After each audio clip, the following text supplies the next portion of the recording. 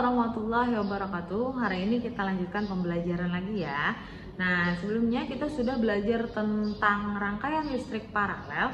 Nah, sekarang yang akan kita bahas adalah tentang muatan IPS, yaitu perubahan sosial budaya dalam bidang iptek dan pendidikan. Yang kita pakai adalah buku pena halaman 173.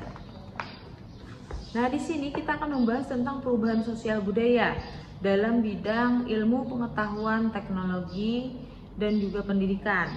Nah, di sini sebelumnya zaman dahulu itu masyarakat memperoleh ilmu pengetahuan hanya dari sekolah dan juga dari buku.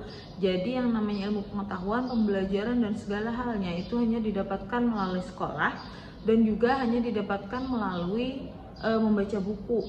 Nah, teknologi pada saat itu masih terbatas. Lama-kelamaan teknologi pun berkembang. Hadirlah yang namanya radio.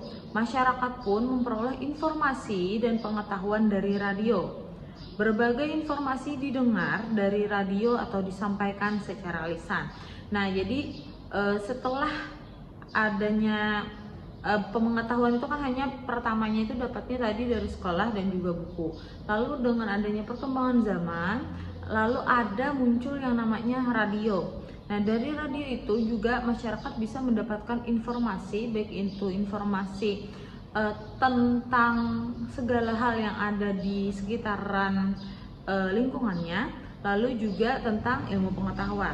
Nah, di sini radio itu hanya bisa kita dengarkan, hanya bisa lewat suara aja.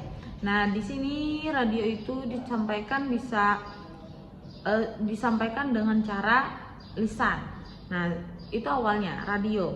Lalu kemudian seiring kemajuan iptek lagi, hadir pula yang namanya televisi yang dapat menyampaikan informasi berupa gambar dan suara. Nah, yang pertama itu awalnya radio aja yang ada suaranya aja, lalu kemudian ada yang namanya televisi yang bisa menampilkan gambar beserta suaranya.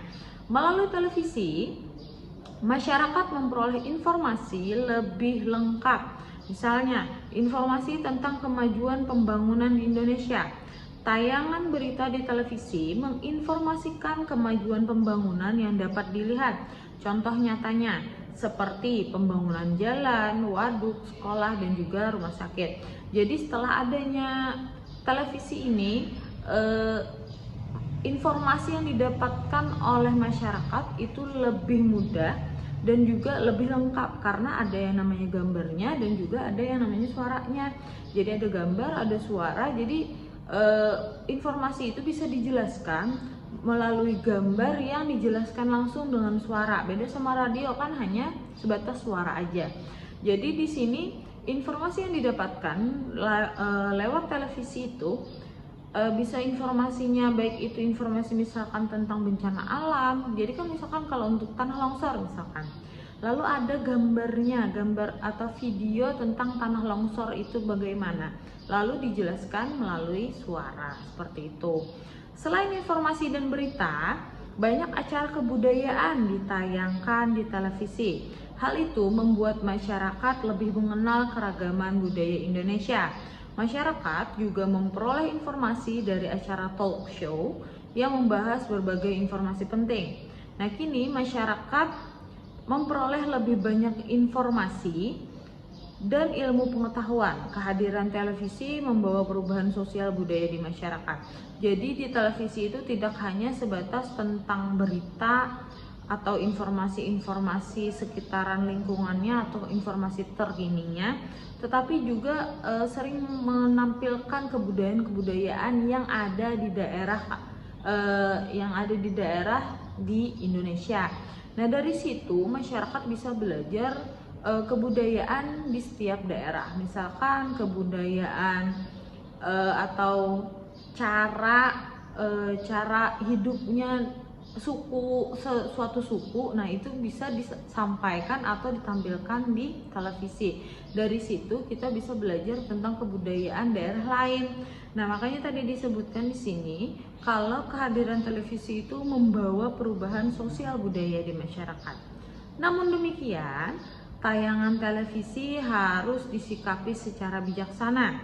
kita harus bisa memilih tayangan-tayangan yang sesuai dengan usia kita.